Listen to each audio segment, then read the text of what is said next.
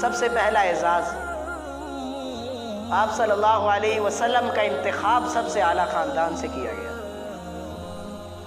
یہ بات تو ہر کوئی جانتا ہے کہ آپ کی آمد سے پہلے نبیوں نے بھی، رسولوں نے بھی آپ کی آمد کی خوشخبریاں سنائیں، لیکن میں جس اعزاز کا ذکر کرنا چاہتا ہوں وہ یہ ہے کہ اللہ تعالیٰ نے عرب کے سب سے باوقار اور عزت والے خاندان میں سے رسول اللہ کا انتخاب کیا۔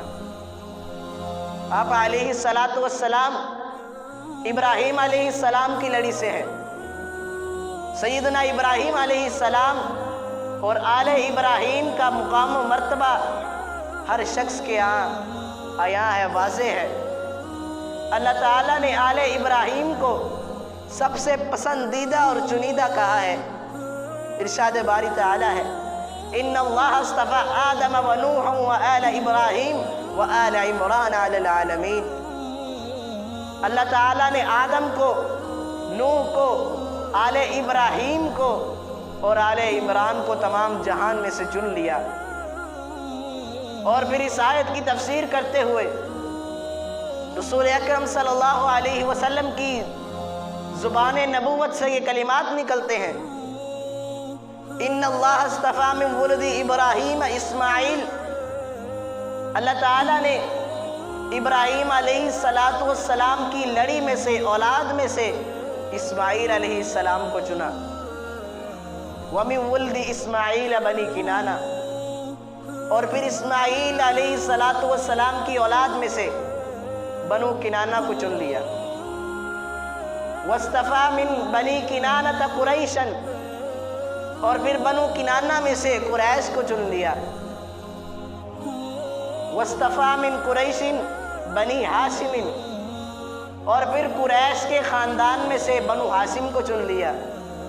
وَاصْطَفَانِ مِن بنی ہاشم، اور پھر بنو ہاشم میں سے مجھے چن لیا، اپنا آخری پیغمبر چن لیا۔ حضرات، اگر کوئی دیانتدار آپ صلی اللہ علیہ وسلم کی خاندان اور آل کے بارے میں مطالعہ کرے تو اس پر یہ حقیقت واضح ہو جاتی ہے کہ آپ صلی اللہ علیہ وسلم کے خاندان جیسا مقام و مرتبہ کسی کو حاصل نہیں ہوا۔ دنیا عرب میں سب سے مشہور، سب سے اعلیٰ خاندان میرے پیغمبر علیہ السلام کا خاندان تھا، جس میں شجاعت، دیانت، عدل و انصاف، اخلاقیات، یہ تمام وصف موجود تھے۔ آپ علیہ السلام کے پردادا ہاشم، جن کی نسبت سے ان کی اولاد کو ہاشمی کہا جاتا ہے، ان کے دادا قصی جو کعبۃ اللہ کے متولی تھے، قریش کا جھنڈا اور کعبۃ اللہ کی چابیاں ان کے پاس تھیں،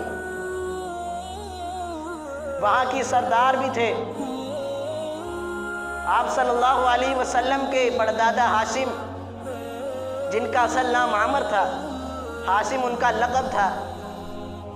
کسی چیز کو توڑنے والے کو ہاشم کہا جاتا ہے۔